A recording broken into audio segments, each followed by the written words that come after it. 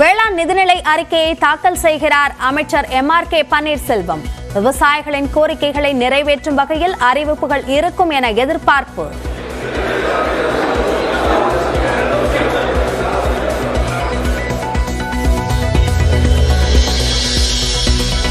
ராமேஸ்வரத்திலிருந்து ராமநாதபுரம் ஆட்சியர் அலுவலகம் நோக்கி மீனவர்கள் பிரம்மாண்ட பேரணி. தமிழக மீனவர்கள் 3 பேருக்கு இலங்கையில் சிறை தண்டனை விதிக்கப்பட்டதற்கு கண்டனம்.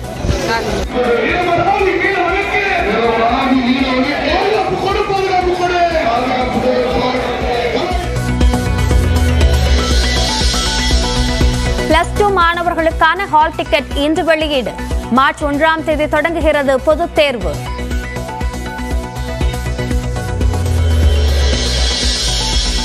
சிவகங்கை மாவட்டம் சிங்கம்புணரி அருகே நள்ளிரவில் நடந்த மாசிக்களரி திருவிழா.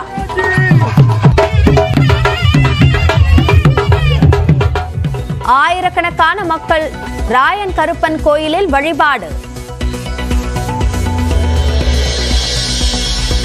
தமிழக வெற்றி கழகத்திற்கான மாவட்ட பொறுப்பாளர்கள் தொகுதி பொறுப்பாளர்களை நியமிக்க விஜய் திட்டம்.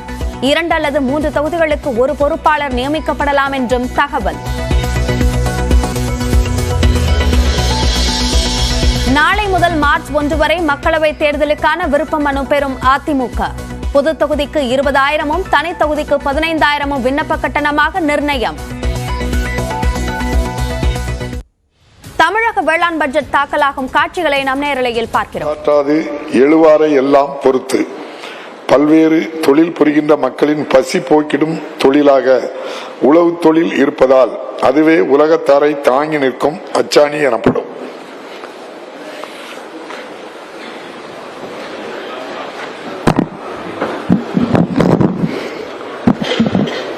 2024-2025 ஆண்டுக்கான வேளாண்மை நிதிநிலை அறிக்கை அளித்தல் மாண்புமிகு வேளாண்மை உழவர் நலத்துறை அமைச்சர் அவர்கள்.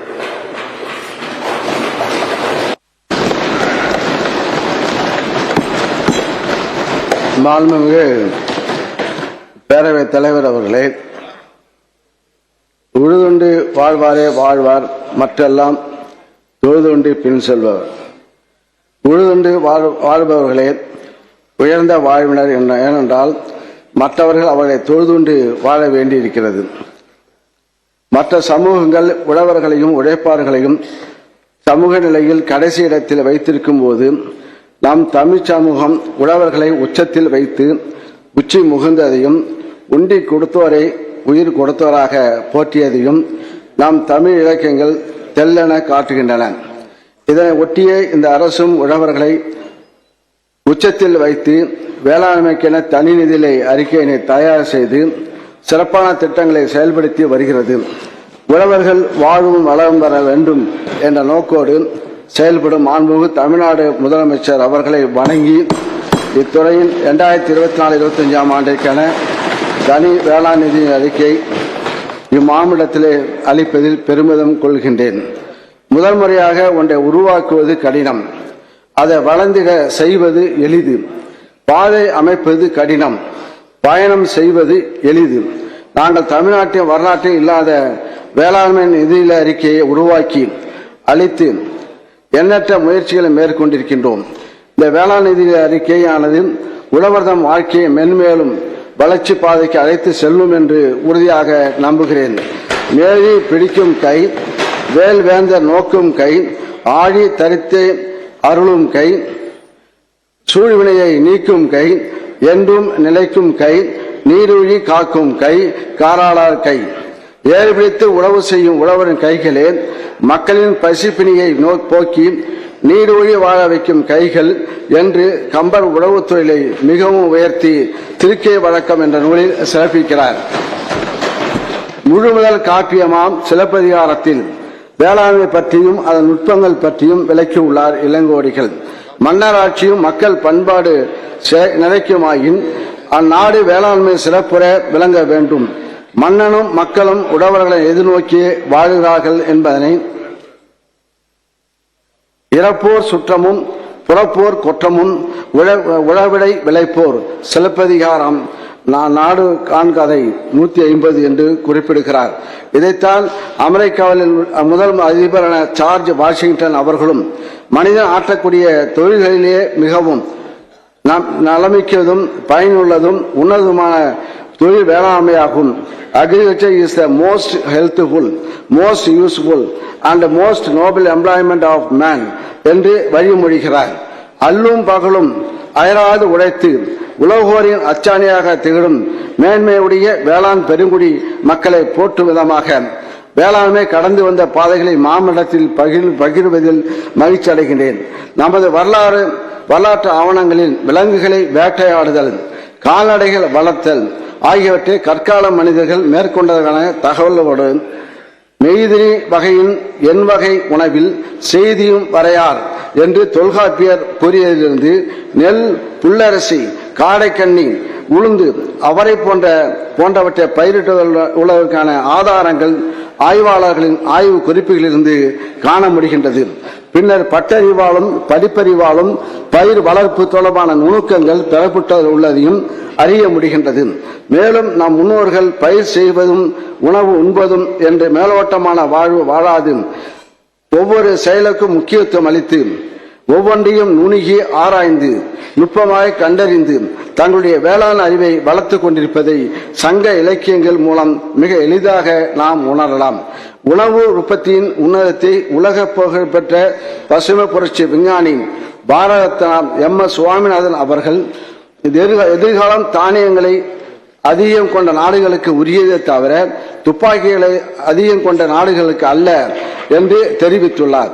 வேளாண் பெருங்குடி மக்கள் தங்களை உழைப்பிற்கேற்ற பலன்களை பெற வேண்டும் என்ற நோக்கத்தில் வேளாண்மையை வருமானம் ஈட்டக்கூடிய தொழிலாக மாற்றி உழவர்களின் நலனை பேணிகாக்க நேச கரத்துடன் பல உன்னத திட்டங்களை வழங்கி நடைமுறைப்படுத்தி வருபவர் நமது மாண்புமிகு தமிழ்நாடு முதலமைச்சர் அவர்கள். வேளாண்மை துறையை வேளாண்மை உழவர் நலத்துறை என பெயர் மாற்றம் செய்து வேளாண் உற்பத்தியுடன் நின்றுவிடாமல் உழவர் பெருமக்களின் நலனிற்கு முக்கியத்துவம் அளித்து வரும் நம்முடைய மாண்புமிகு தமிழ்நாடு முதலமைச்சர் அவர்கள்தான் வேளாண் தொழிலில் சவால்களை எதிர்கொண்டு வரும் விதம், வேளாண்மை தற்போதுள்ள சவால்களை சாதனைகளாக மாற்றி அதன் மூலம் விவசாயிகளின் நலனை பேணி காத்திட பல அரிய திட்டங்கள் வேளாண்மை உழவுநலத்துறையால் கடந்த 3 ஆண்டுகளில் சிறப்பாக செயல்படுத்தப்பட்டு வருகின்றன.